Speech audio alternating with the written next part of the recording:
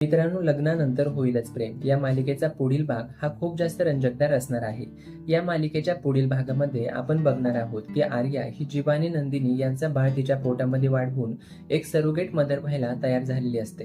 कारण एकेकाळी जेव्हा आर्या ही संकटामध्ये होती तेव्हा नंदिनीनेच तिला मदतीचा आणि आधाराचा हात दिला होता आणि याच गोष्टीची परतफेड करण्यासाठी जीवा आणि नंदिनीची मदत करायला आर्या ही तयार झालेली असते.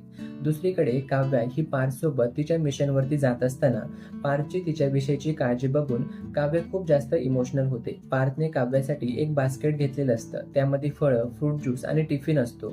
तेव्हा हे सगळं बघून काव्या पार्थला म्हणते, माझं एकच मन आहे देशमुख, ते तुम्ही किती वेळा जिंकाल. तेव्हा पार्थ म्हणतो की प्रत्येक वेळी. आता काव्या ही पार्थकडे बघतच राहते. तिकडे आर्या, नंदिनी आणि जीवा ही वकिलांसमोर करारपत्रावरती स्वाक्षरी करणार असतात. नंदिनी आणि जीवा सह्या करतात. आता आर्याची सही करण्याची वेळ असते.